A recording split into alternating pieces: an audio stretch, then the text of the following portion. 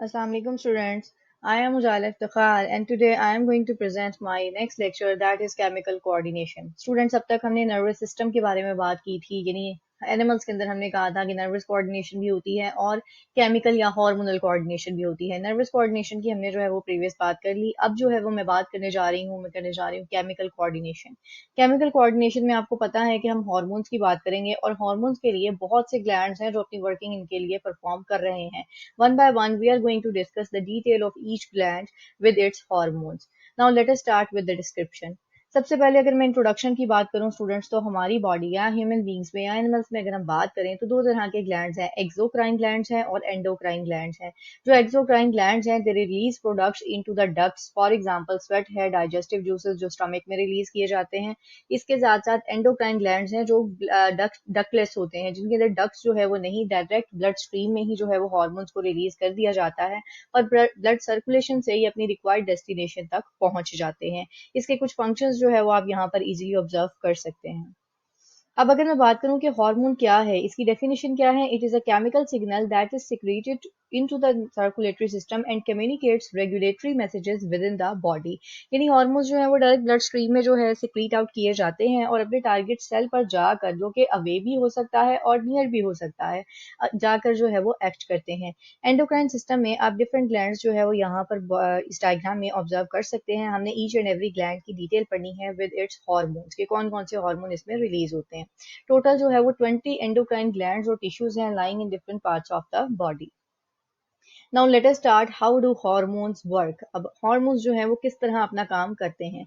सबसे पहले अगर स्टूडेंट्स मैं हार्मोन्स के एक्शन की बात करूं तो इनके लिए एक स्पेसिफिक टारगेट सेल होता है और टारगेट सेल के ऊपर इनके रिक्वायर्ड रिसेप्टर्स प्रेजेंट होते हैं कि जैसे ही ब्लड स्ट्रीम में जो है वो रिलीज किए जाते हैं हार्मोन्स, आप देख सकते हैं कि ये हार्मोन जो है वो फिर अपने टारगेट सेल के ऊपर जाकर रिसेप्टर्स पर बाइंड करते हैं और उसके बाद अपनी एक्टिविटी शो करते हैं। जितने भी नॉन टारगेटेड सेल इनके रास्ते में आएंगे उनके रिसेप्टर्स के साथ ये बाइंड वहां पर नहीं कर सकते और each target cell contains specific receptor proteins for the various hormones। अगर मैं टाइप्स ऑफ हार्मोन्स की बात करूं स्टूडेंट्स तो ये पेपर पॉइंट ऑफ व्यू से बहुत ज़्यादा इंपॉर्टेंट है कि कितनी टाइप्स के हार्मोन्स हो सकते हैं। हार्मोन्स जो हैं वो स्टीरॉइड भी हो सकते हैं जिसमें टेस्टोस्टेरोन है, एस्ट्रोजन है, प्रोजेस्टेरोन है। अमाइन हार्मोन्स भी हो सकते हैं यानी अमाइनो एसिड्स वाले जिसमें T3 T4 है।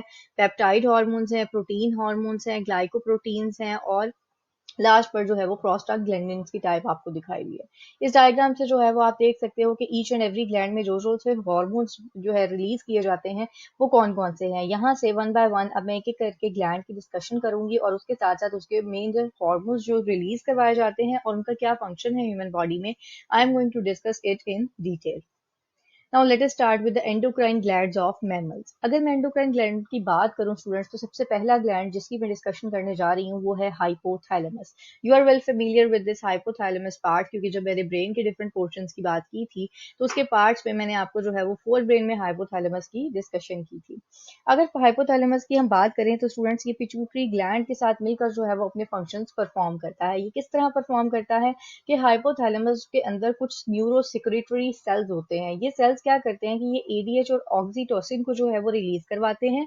अब ये दो हार्मोन्स जो हैं वो पोस्टीरियर पिट्यूटरी में स्टोर कर दिए जाते हैं। ये स्टोर करते हैं फॉर लेटर यूज के लिए, यानी इनका क्विक एक्शन जो है वो नहीं होता, इनका एक्शन जो है वो थोड़ा सा लेट होता है। यानी हाइपोथैलेमस का जो मेजर रोल देखा गया है वो सिक्रीशन ऑफ एडीएच और ऑक्सीटोसिन है और ये खुद हार्मोन्स रिलीज नहीं करता। ये हेल्प आउट करता है पिट्यूटरी ग्लैंड को कि अब वो अपनी सिक्रीशंस को जो है वो कंट्रोल करे। इस डायग्राम में आप देख सकते हो कि ये आपको दो लोब्स दिखाई दिए। ये लोब्स एक्चुअल में पिट्यूटरी ग्लैंड की हैं। जब मैं पिट्यूटरी ग्लैंड की डिस्कशन करूंगी तो वहां पर हम ईच एंड एवरी लोब के हार्मोन्स का फंक्शन पढ़ेंगे।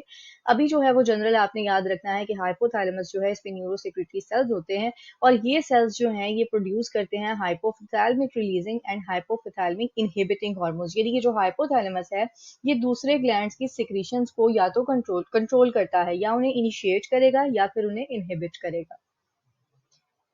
Now, in the last, I am going to discuss some important questions regarding my this topic. सबसे पहले शॉर्ट क्वेश्चन की बात करो स्टूडेंट्स, तो डिफरेंशिएट आता है एंडोक्राइन और एक्सोक्राइन ग्लैंड्स का, हार्मोन की डेफिनेशन पूछी जा सकती है, और वेरी इंपॉर्टेंट क्वेश्चन क्या है कि बेसिक टाइप ऑफ हार्मोन्स, जिसपे मैंने जो है वो सर्टेन टाइप डिस्कस की हैं कि प्रोटीन इन नेचर होते हैं, स्टीरॉइड भी हो सकते हैं, वो सारी आपने इसमें डिटेल से लिख देनी है।